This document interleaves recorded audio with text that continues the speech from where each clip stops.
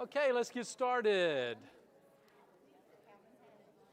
Thank you for being here this morning. I know a lot's going on, and I appreciate you being here, especially since you had an extra hour of sleep. That was nice, wasn't it?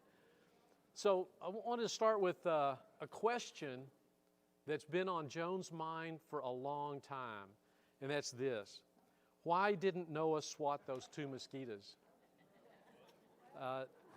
She just wishes that he had had some forethought there. Okay, today we've got tables lined up over here for Kids Against Hunger, 10,000 meals that are going to be prepared by y'all. Hey, Omar. And those are going to be sent directly to Hearts and Hands to be handed out, and that's really good. Yes. Bring a ball cap or a head thing, so that you gotta wear that as you prepare the food. And the hairnets don't look all that cool. Nobody will recognize you when they take a picture, and you'll have this funny hat on.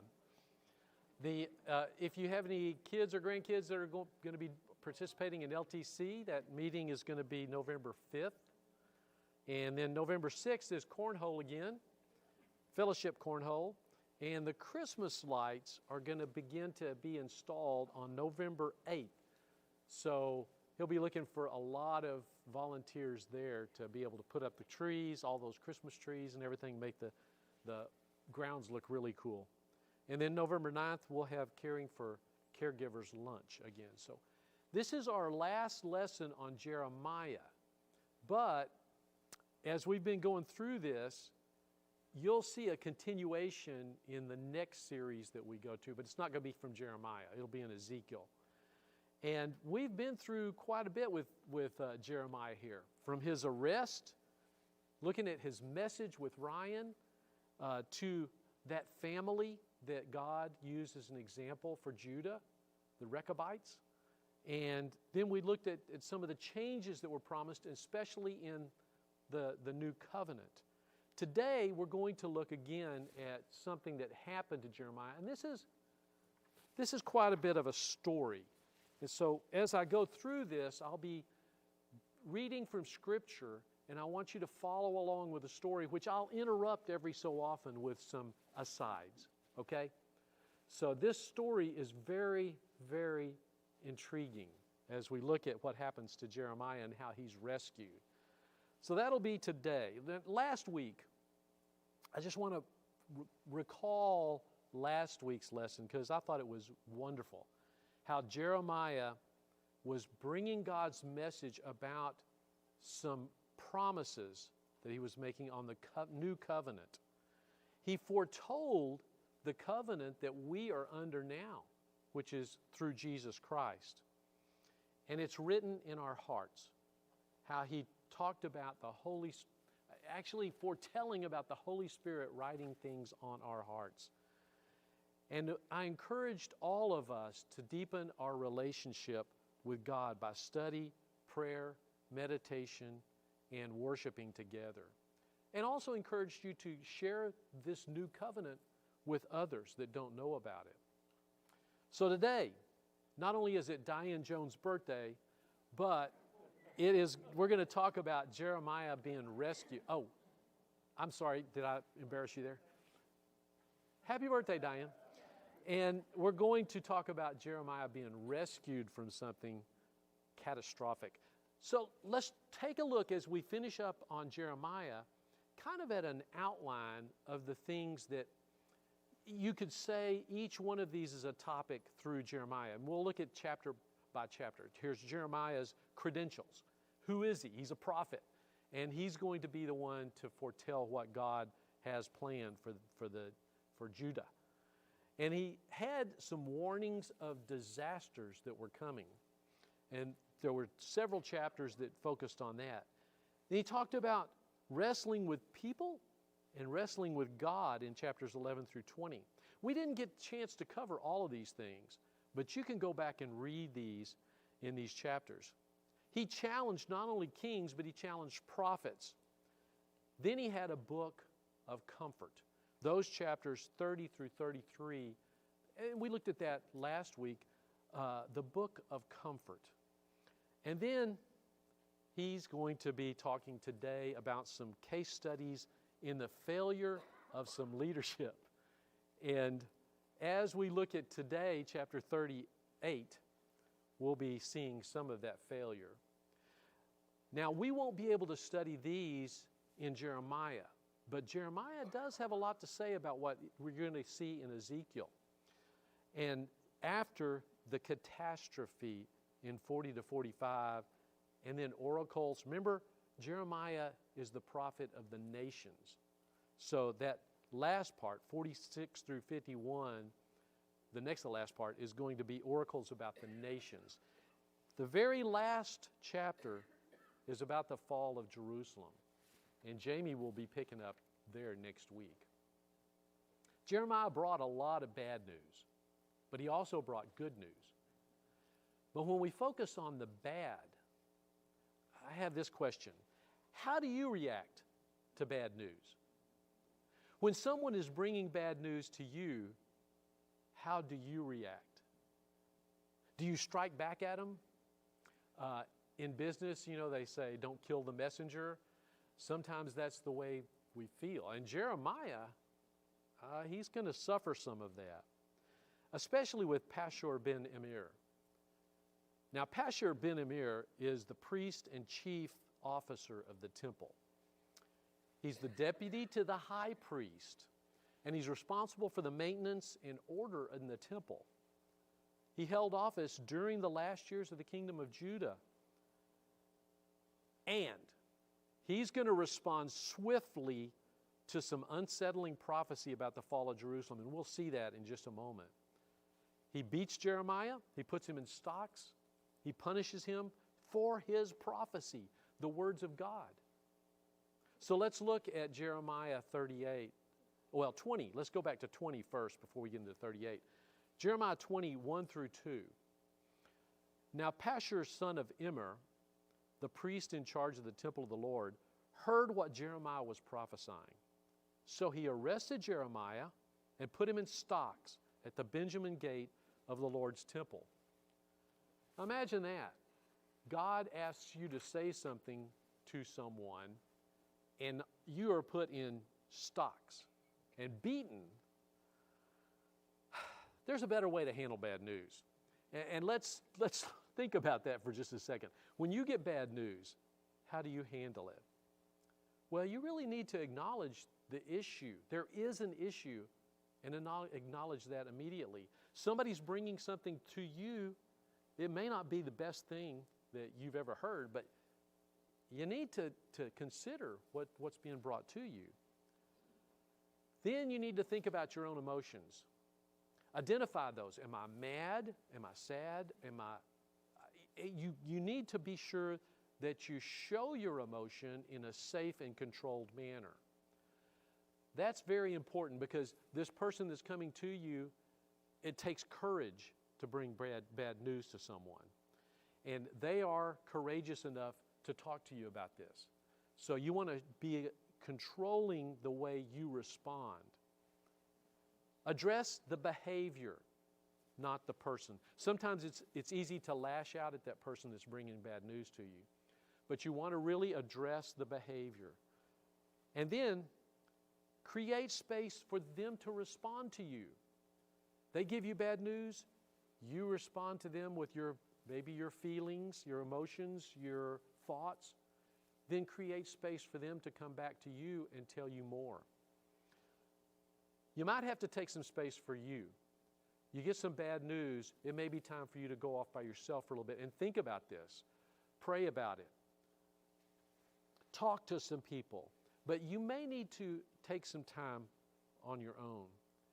But it's good to go get more information about this bad news. Set up a time to get some more information. When you go to that meeting, it'd be a good idea to come back with a solution. Now you've got the bad news. There's something that needs to be addressed. So come back with a solution. oftentimes if you let somebody else come up with a solution, it may not be as good as what you, who you are invested in this, would come up with. So how do you handle bad news? Pashur didn't handle it too good. The next day, after he had Jeremiah beat and put in stocks, Pashur finally released him.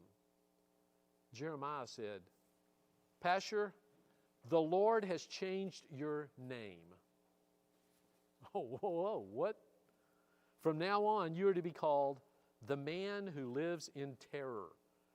In Hebrew, it's Megor Misabib, surrounded by terror. For this is what the Lord says, I will send terror upon you and all your friends, and you will watch as they are slaughtered by the swords of the enemy. I will hand the people of Judah over to the king of Babylon. He will take them captive to Babylon and run them through with the sword. This is even worse news. Now you're told that all your friends, you're going to watch all of them die? I laid in bed last night thinking about this lesson, and I started counting how many of my relatives have died. Those that I shared Thanksgiving with, those that I shared Christmas with, those that we went to their house, grandparents, great-grandparents, aunts, uncles, great-aunts, great-uncles. And I thought, how many? Okay, there's my dad, and I started counting up. I came up with 40 while I was laying there. Now that's, in my life, that's more than one every 2 years. Yeah? Jonah, my math right? And so, and they come in sometimes groups, like 3 or at a time, you know? It's amazing how many people of my family. And that doesn't count my friends. And he's telling Pashur that he's going to see his friends die by the sword. This is not good. How do you cope with watching a loved one die? I remember when my dad finally told us that he had cancer, and they didn't give him 5 years, and he was going to try to battle it with chemo and all the chemicals they put inside his body. Made him so weak that he was in the hospital and in rehab, and he died in rehab. But I remember those last months when I would go down there and drive down to Temple 2.5 hours and just to be with him. I'd get off work, drive down there, be with him. And I remember days in the hospital. It was not any fun, but I wanted to be there. I wanted to cherish the time I had left with him. Have you been there? Knowing that someone's going to die, it's good to cherish the time that you have left with them. And another thing, we have to embrace the lessons we learn in death. There are so many lessons that we can glean from these deaths. And we need to be aware of those lessons and learn those. But we need to give ourselves time to process, because this is the end of life for someone, and it's also the end of when we are going to see them for many, many years and until we get to heaven. So give yourself time to process. Find peace in the moment. There is a struggle that goes on when someone is dying, and yet you want to find peace in that time with them and recognize when the end is near. Sometimes we don't. I didn't know that the end was really that close when my dad had the heart attack at the end. He was so weak, the chemicals had weakened his heart, and so he was taking a shower and just fell over. I didn't know that the end was that near. But there was a time when Joan's mom was dying in the hospital, and her mom looked up at the corner of the room, and Joan wanted to ask her, "What are you looking at? Were you looking at the angels? What were you looking at?" but she didn't ask her. Sometimes it's really good to recognize when the end is near. We want to be positive. We want to think you're going to come through this. And yet if the end is near, I remember Ron Hocker as Jan was dying, his wife was dying, and Joan's sister. And he said they knew that the end was near, and they had cried all the tears out, all together there in the hospital, or in the hospice place. And he knew the end was near, and they talked about it, and they relived their life, and they were able to do that before she died. So it's good to recognize when the end is near. But Pashur has been told that these people are going to die. You know, there's some things that when you know that someone is very ill or sick that you're going to try to do. You're going to take care of that person when you love them. And you're watching a loved one die. It's good to have a plan. When someone does die, there's a lot of chaos, isn't there? I mean, you have so many things to take care of, insurance, burial, so many things. But if you have a plan, things are a little smoother. I remember when Joan's mom knew that, I mean, she was getting up there in years. She was 90, 93. Well, she had a plan. She prepared for her funeral. She made all the arrangements. She paid for everything. And one of the neatest things she did was she made a card for each one of her kids, grandkids, their spouses, and she wrote special messages in there and sealed them, gave them to Joan and said, when I die,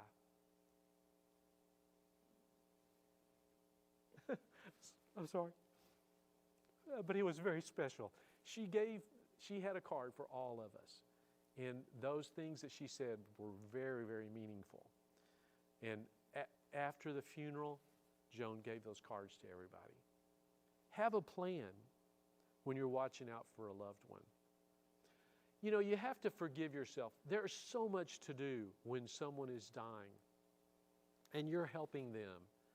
You're supporting them. And I know many of you have been there. Once they're gone, you have to forgive yourself. There's only so much you can do. And I remember my mom saying that my dad died. She said, but I was going to go get my husband and bring him home because he wanted to be home so bad. I was going to go get him, and he died before I could do it. I was going to bring him home the next day. You know, she has to forgive herself for not being able to do that. You can only do so much. But you have to let yourself feel it all. You can't bottle up those feelings. You have to go ahead and grieve.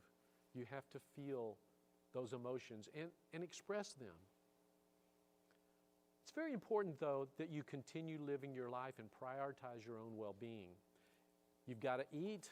That's why people bring you food when there's a death, because sometimes people don't feel like eating. You've got to exercise. You've got to take care of yourself. And not being afraid to ask for help. Take time for yourself, because you're spending so much time on your loved one. You have to take time for yourself. Okay, back to the story. Jeremiah, for God, says, and I will let your enemies plunder Jerusalem, all the famed treasures of the city, the precious jewels and the gold and the silver of your kings will be carried off to Babylon. More bad news. I mean, he's getting some really bad news here. Now, just imagine this. What if I could tell you tomorrow somebody's going to break into your house and steal your TV and everything, all your valuables are going to be gone tomorrow? What would you do? Stay home with my shotgun. Yes. Okay, you could go on the State Farm Billy's State Farm web insurance website and see the tips that they have to keep your house from being broken into. This picture is actually from that website. And, you know, if we knew that that was going to happen, we would take some precautions, right? PRcoC doesn't. He continues and he says, for you, PRcoC, you and all your household will go as captives to Babylon. There you will die and be buried. And all your friends to whom you prophesied that everything will be all right will be with you and will die. It's not going to be all right.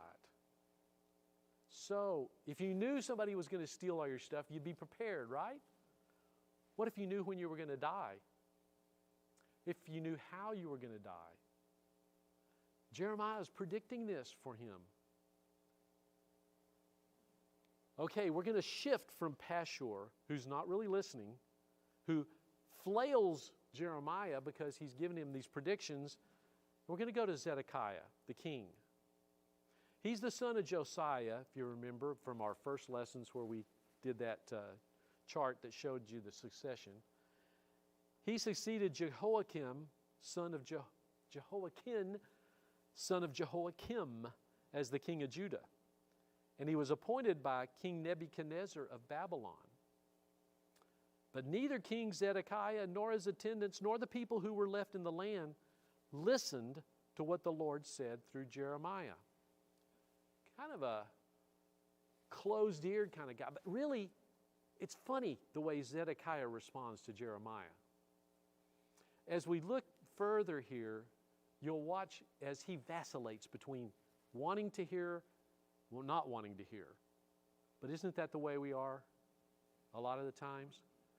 We want to know what's coming up, but when it's bad news, do we really want to hear it? We want to hear good news. Tell me the good things. At this time, King Zedekiah is surrounded. He's surrounded by the Babylonian army. But Pharaoh, Hophra of Egypt, appeared at the southern border of Judah. And when the Babylonian army heard about it, they withdrew from the siege of Jerusalem. Good news, huh? Remember, at this time, Judah was a vassal state of Egypt. And so here we've got these two countries fighting over Judah.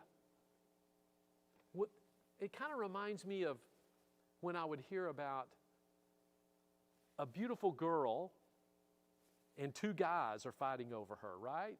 And she's in the middle going, this is a good thing? Two guys fighting over me? I don't think so. Then the Lord gave this message to Jeremiah.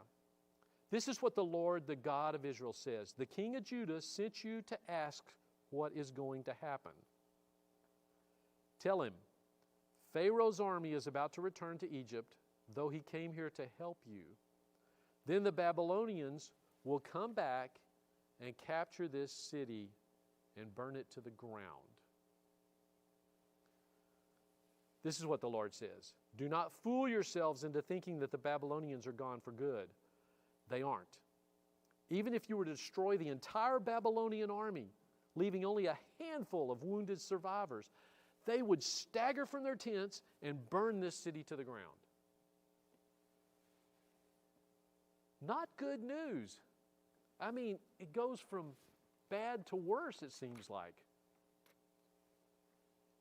When the Babylonian army left Jerusalem because of Pharaoh's approaching army, Jeremiah, he started to leave the city on his way to the territory of Benjamin. He was going there to claim a share of his property among his relatives that lived there. Okay, so he's headed out the gate, right? But as he was walking through the Benjamin gate, a sentry arrested him and said, "Hey, you are defecting to the Babylonians." Jeremiah said, "That's not true." He protested, "I had no intention of doing any such thing." But Arijah wouldn't listen, and he took Jeremiah before the officials. They were furious with Jeremiah and had him flogged and imprisoned in the house of Jonathan the secretary. Later, Zedekiah, the king, secretly requested that Jeremiah come to him in the palace. When the king asked him, "Do you have any messages from the Lord?" "Yes, I do," said Jeremiah. "You will be defeated by the king of Babylon." "Do you have any messages?" This was in secret. I mean, what's the deal with this king? Does he not trust in God? Does he not trust Jeremiah? There were 18 prophecies that we could have looked at. Now, Ryan looked at one. I've talked about some others. The fall of Jerusalem, the destruction of the temple, the death of King Jehoaz in Egypt, the unlamented death of Jehoiakim, all the way down to the final rebuilding of the land of Israel. 18 different prophecies that Jeremiah brought. And he says, King Zedekiah says, "Hey, do you have anything that the Lord wants to tell me?" Well, this is what the Lord says. "Everyone who stays in Jerusalem will die from war, famine, or disease. But," and this is hard, "but those who surrender to the Babylonians will live. Their reward will be life. They will live. The Lord also says, the city of Jerusalem will certainly be handed over to the army of the king of Babylon, who will capture it." So here you've got this mighty king who's besieged, and now he's hearing it's all for naught. You might as well surrender, give up. Well, what do his people say? The officials went to the king and said, "Sir, this man must die. That kind of talk will undermine the morale of the few fighting men that we have left, as well as that of all the people. This man is a traitor." King Zedekiah responds. He agrees. "All right," he said, "do as you like. I can't stop you." Does this remind you of anyone? Of Pilate? When he washed his hands and said, "I don't want to have anything to do with this. You go ahead and crucify him." Back and forth. He can't make a decision. He won't listen to really what God is saying. So the officials took Jeremiah from his cell, and they lowered him by ropes into an empty cistern in the prison yard. It belonged to Malchijah, a member of the royal family. There was no water in the cistern. Remember, they're under siege. But there was a thick layer of mud in the bottom, and Jeremiah sank into it. Oh, man. I don't know how long he was in there, but it must have been quite a few days. No food, no water. He's probably desperate enough that he took mud and probably put it on his tongue, trying to suck the water out of the mud. This is not good for Jeremiah.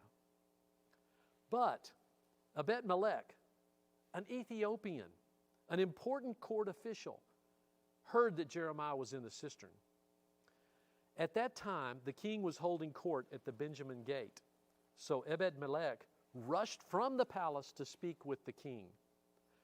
"My lord the king," he said, "these men have done a very evil thing, putting Jeremiah the prophet into the cistern.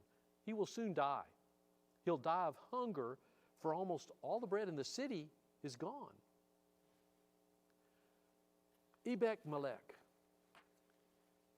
he immediately went to the king, told him what the situation was, and let the king decide. So here we go, vacillating back and forth. So the king told Ebed-Melech, "Okay, take 30 of my men with you, pull Jeremiah out of the cistern before he dies." So Ebed-Melech took the men with him and went to the room in the palace beneath the treasury. And I thought, where's he going?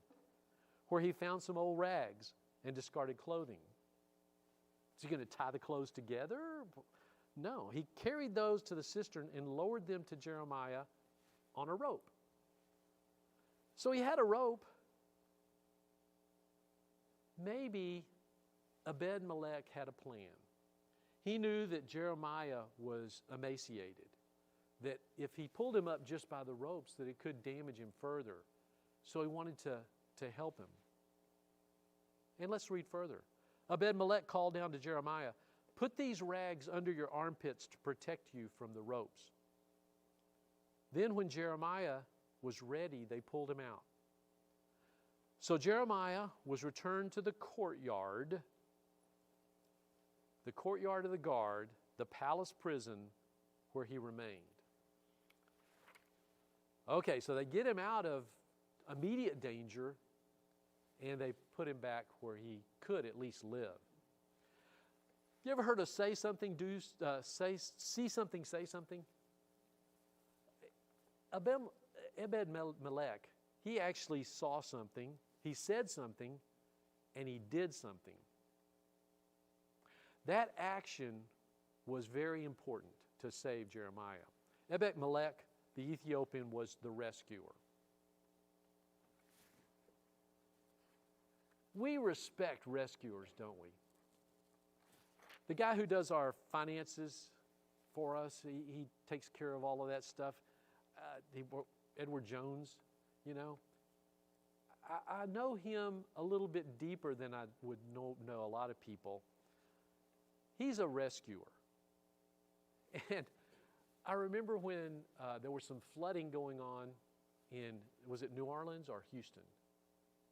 Houston. There was some flooding going on down there, and he just went and got his boat, drove right down there, and started rescuing people. But there are professionals that are paid to rescue people. We have professional rescuers.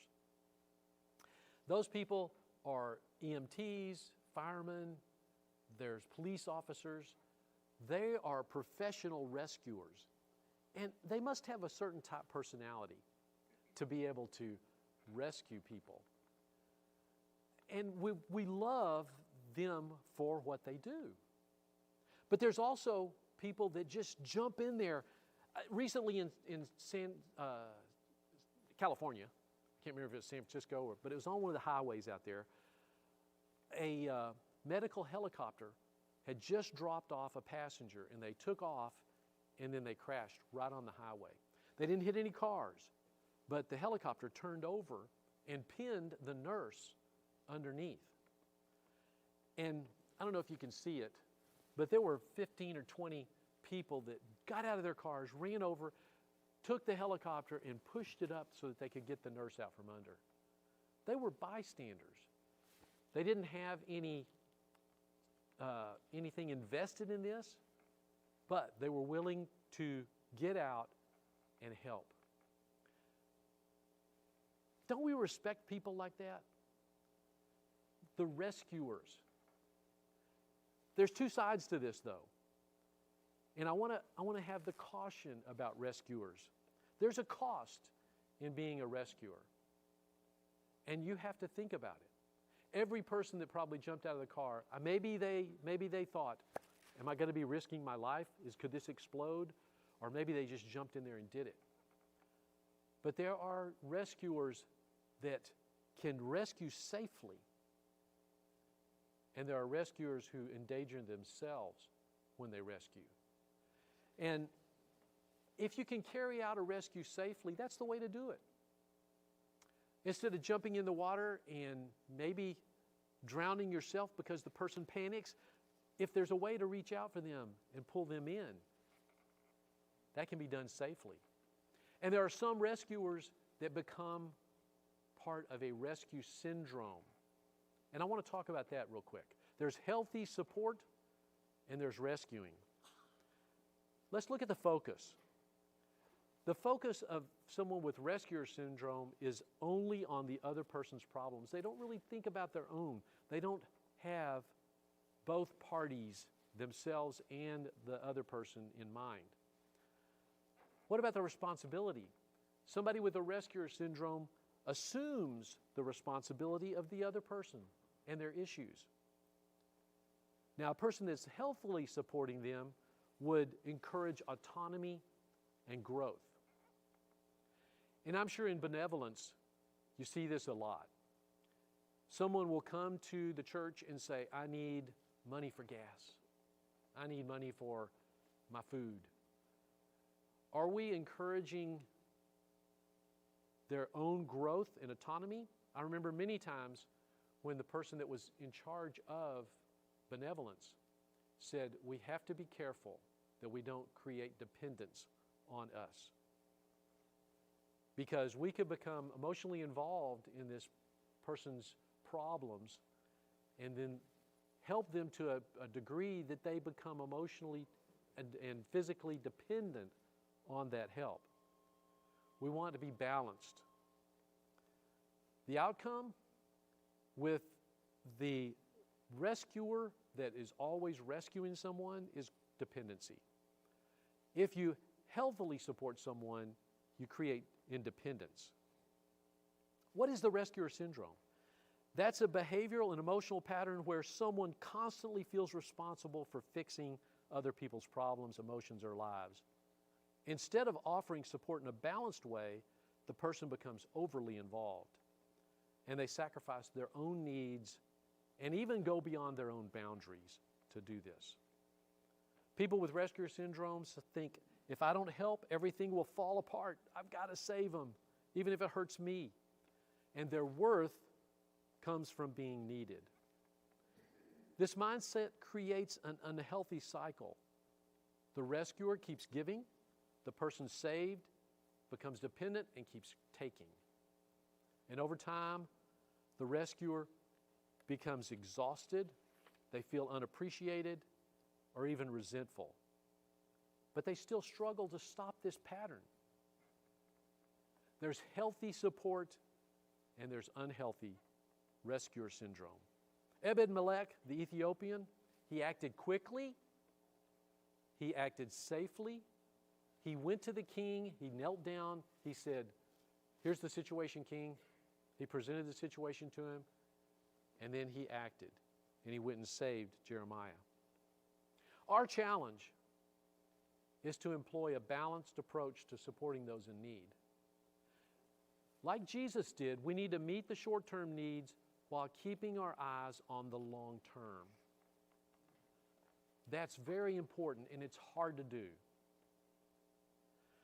Okay, next week, we're going to look at the fall of Jerusalem. And Jamie will be back, and I'm sure Jennifer will be here to make sure he says the right things. You know, he often says things, and she corrects him, or he feels her correction.